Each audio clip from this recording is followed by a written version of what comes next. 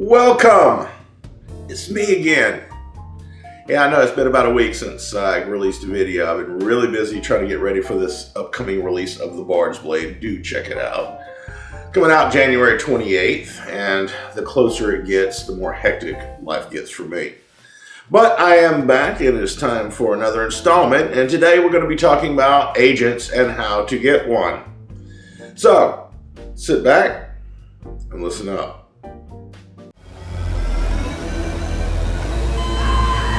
Welcome to the Queue with Brian D. Anderson.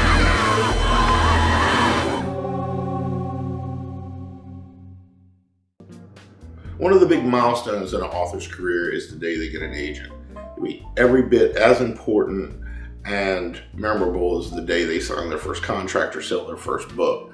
The reason for this is that it's exceedingly difficult to get an agent. It can take a very long time, and you suffer as many or more rejections as you will from publishing houses. So my goal here is going to be to give you a sort of leg up and a few tips on how to go about it. Give you the 3 different methods that I know on how to acquire an agent. And hopefully by the end of it, you'll be a little more confident and a little more capable of sort of going out there into the world and seeking out your representation. The first method that I'm aware of is the same one everybody else is querying the agent, hoping the agent is interested enough to take a look at your manuscript. Now, the query letter is where a lot of people get sunk. You know, most people don't get past the query letter stage. And there's a lot of reasons for this. Believe it or not, querying the wrong agent is the most common reason I've seen for rejections with aspiring writers. Now, the more experienced writers do know better, and they do not submit their work to agents who don't represent what they write. But for aspiring writers, you can get a little overeager and start querying just every agent that you run across, and that's a bad idea. You go to the websites and you will see what kind of book each individual agent wants to represent. You also see what books they've represented in the past, who they're representing. Do your research. It doesn't take long. If you're writing fantasy and the agent specifically says, "I do not represent fantasy," all you're doing is wasting their time and wasting your own time. You could be using that time a lot more productively. Now, with the query letter itself, you need to make sure you follow the format.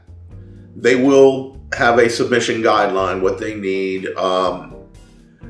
It's usually Times New Roman 12-point double space, but do make sure you look at their guidelines carefully and follow them, because if you don't, they're just going to reject you without having read a thing. They'll look at it and go, "No, this person can't even follow simple instructions." Bam, you're done. So follow their guidelines. As for the content, you need to be grabbing the agent's attention from Jump Street, not in line 5 or 6, line 1. They need to be compelled to keep reading, to find out more about this new and wonderful book that you want them to represent. Now, I have over here on my computer an example of the first 2 lines of a query letter that did result in the acquisition of an agent. In 1 year, I balanced 6 Addicts Anonymous meetings, my marriage, my lover, my other lovers, and selling sex part-time. Despite my use of spreadsheets, I did not balance them particularly well. Now, that's compelling. It makes me want to find out what the book's about. And that's the point. A good query letter will get an agent excited about finding out the details. You want them to can't help but want to know more. I always try to think of it in terms of movie trailers. When you see the trailer for the next Star Wars movie or the next whatever movie, and how they drum up that excitement. You don't know all the details about what the movie's about, but you do know enough to where you want to go buy a ticket.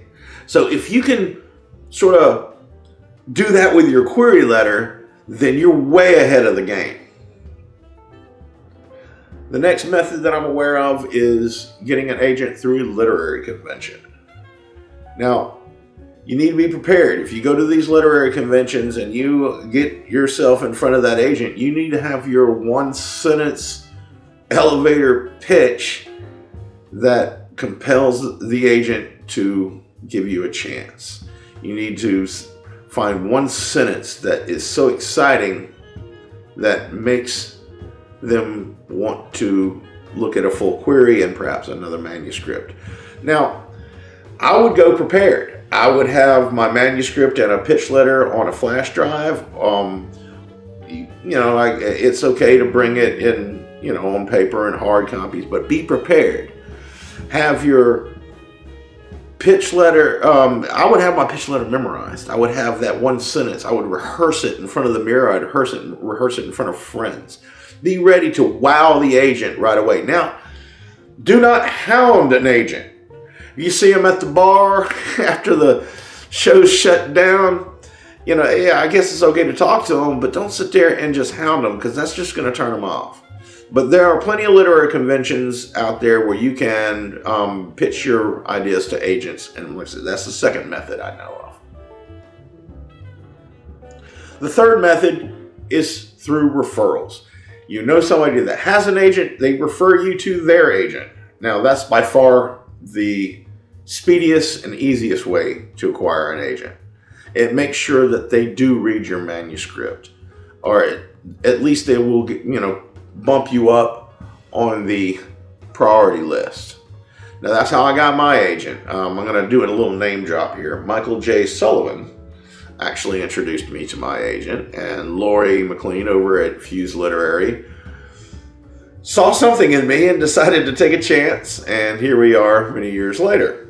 And I gotta give a shout out to Lori. She has been fantastic. I am very happy with my agent. She is a wonderful person and has helped my career in ways I could never have anticipated. So thank you, Lori. Now, all of these methods that I have described to you, none of it's a guarantee. I have, for example, the referral. I've referred 4 people to my agency, and only one has been picked up. You could do everything right and still not get an agent. Now, there are a lot of reasons an agent won't pick you up. They may have a client that is selling a similar book. They may simply not be taking any more clients at the time. Their roster may be pretty full and don't feel they can give your book the adequate attention. There's a lot of reasons that are not necessarily a reflection on you as a writer. So being prepared for that type of rejection is important, because it can be very hurtful and be very frustrating. Anyway, those are the methods I am aware of, and please leave the comments below if you have any questions or if you have any disagreements. Until next time, this is Brian D. Anderson, and this is The Q. Hey, don't forget to like and subscribe and check out the links below. Check out the Patreon page where there's exclusive content, including a short story I wrote for The Bard's Blade, as well as the first few chapters of a new series that I'm writing. So anyway, we'll see you next time.